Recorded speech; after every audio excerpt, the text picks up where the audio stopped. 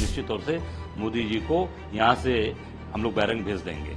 जमीन पे काम हुआ है तो फिर लेजर शो दिखाने की क्या जरूरत है भाई? आसमान में क्यों दिखा रहे हो? जमीन पे दिखाओ। इस बार जनता इसको पूरा हिसाब लेगी। मैं चाहूंगा कि हमें और बिल्कुल जो जो उन्होंने वादे किए थे उस वादे पर मैं डिबेट करने के लिए पूरी तरीके से तैयार हूं। ड्रोन शो, रोड शो, गुलाब की पंखुड़ी की वर्षा होगी, ये सब समय खत्म हो गया।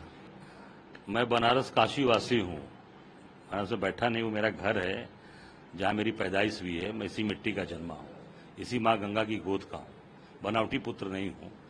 2024 में निश्चित तौर से जो वादा किया था मोदी जी ने 2014 से लेके 19 तक, 19 से लेके 24 तक, एक भी वादे पूरे नहीं हुए।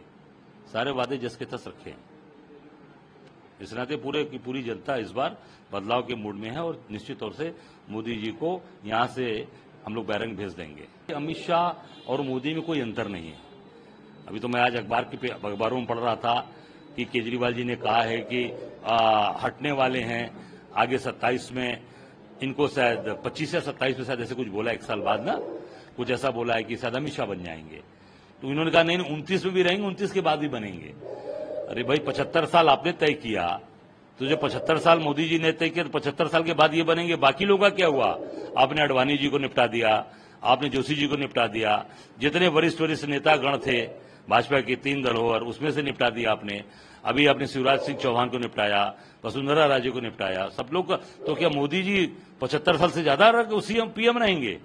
तो ये अमित शाह ने ये भी कहा है। तो मैं समझता हूं निश्चित तौर से ये पूरी तरीके से फ्रस्ट्रेटेड हो गए हैं, पूरी तरीके से इनकी जो है बौखलाहट हो गई है, पूरी तरीके से हारने जा रहे हैं। इस बार पूरी तरीके से भारतीय जनता पार्टी मोदी जी के साथ, अमित शाह जी के साथ इस बार पूरा इनका पूरा कुनबा इस बार जनता के दिल से उतर गया है। आप सर बनारस में जीत का दावा कर रहे हैं, आपको आखिर ऐसा क्यों लगता है कि बनारस की जनता के बीच में मोदी जी का वो प्रेम नहीं पहुंच पाया या वो विकास नहीं पहुंच पाया? ऐसे क्या मुख्य मुद्दे हैं? देखिए, जब जमीन पे काम होता ना तो चीजें दिखाई देती। आप भी बाहर से आए हैं, आप देख सकते हैं जो भी काम हुए हैं इनके, वो सारे काम कहां हुए हैं? आसमान में।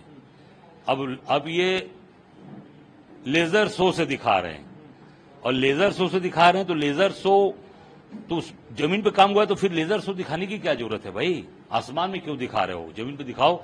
जाके गंगा जी का घाट दिखा दो, जरा नाले गिर रहे हैं वो आप दिखा दो। ये सारी चीजें केवल और केवल बनावटी चीजें चल रही हैं। मुझे लगता है कि ये सारी चीजें ध्वस्त हो चुकी हैं। और जनता के बीच में स्कूल आपने भी नहीं खोला, एक भी कॉलेज नहीं, एक कल कारखाना नहीं है। एक अमूल की फैक्ट्री वो मेरी लाई हुई 2016 की रजिस्ट्री है।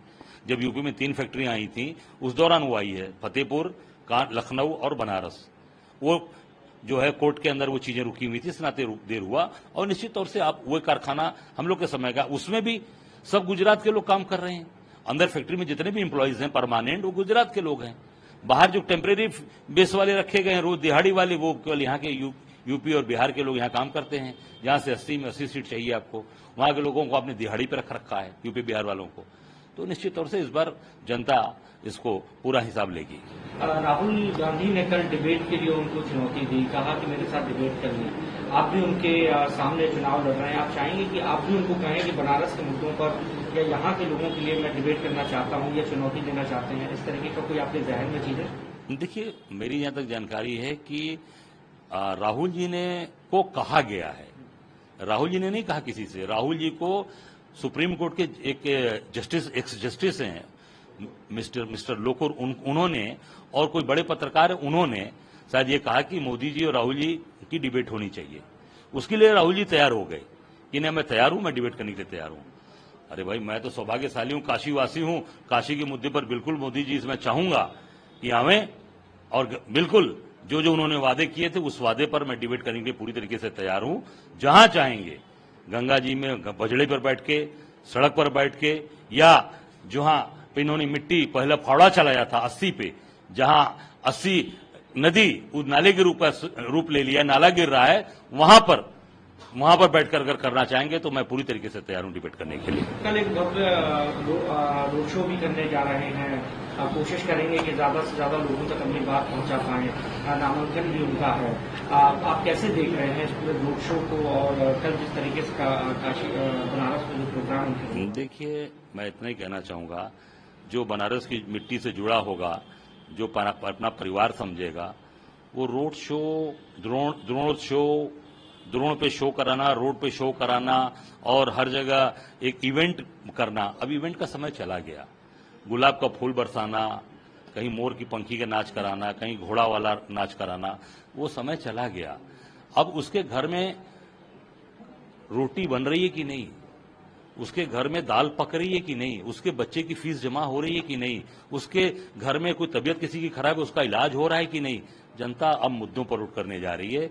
द्रोण शो और रोड शो का अब समय चला गया, गुलाब का पंखुड़ी गिराने का समय चला गया। अब गरीबी से जनता परेशान है, अपने रोजमर्रे के खर्चे से परेशान है, बेरोजगारी से नौजवान परेशान है कि रोज एग्जाम कराते हैं। 19 यूपी में 19 पेपर लीक हो गए, अभी मेडिकल के पेपर भी लीक हो गए। ये क्या है?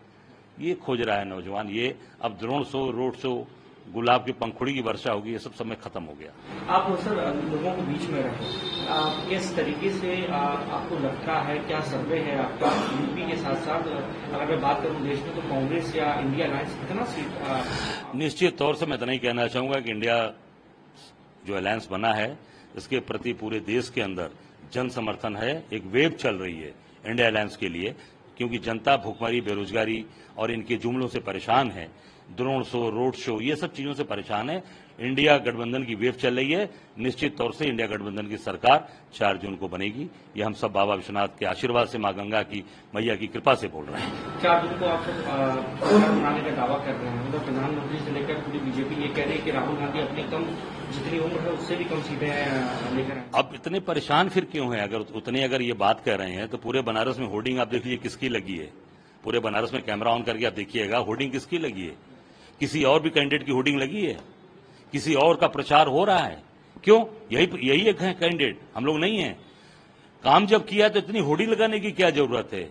हर दिल में आप लिखना चाहते हैं, अरे दिल में तो आप लिखे ही हुए हैं। जब हम काम करेंगे तो आप अपने आप लोगों के मन में उतर जाएंगे, दिल में उतर जाएंगे। इतनी होर्डिंग लगा रहे हैं, लेजर शो करा रहे हैं लाखों करोड़ों रुपया लगाकर, इतना जो है आप पूरा का कल आप रोड शो करने वाले हैं करोड़ों रुपया खर्चा करके। अरे किसी अनाथालय को दान दे दीजिए, किसी वृद्धाश्रम को दान दे दीजिए, किसी स्कूल को बनवा दीजिए, जो जहां गरीब बच्चे नहीं पढ़ पा रहे हैं उनके यहां दे दीजिए। कोई गरीब बच्चियों की शादी नहीं, आज मदर्स डे है, आज का दिन है। मैं धन्यवाद, शुभकामनाएं देता, माताओं को शुभकामनाएं देना चाहता हूं।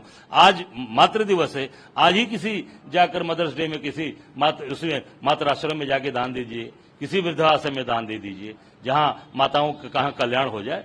क्यों फूल बरसा के खराब कर रहे हैं पैसा? क्यों रोड शो खर्चा करके, द्रोण शो करके पैसा खर्चा कर रहे हैं? किसी गरीब का भला हो जाएगा, उसके बेचारे की उसकी आंख जो आंसू है वो पुछ जाएंगे।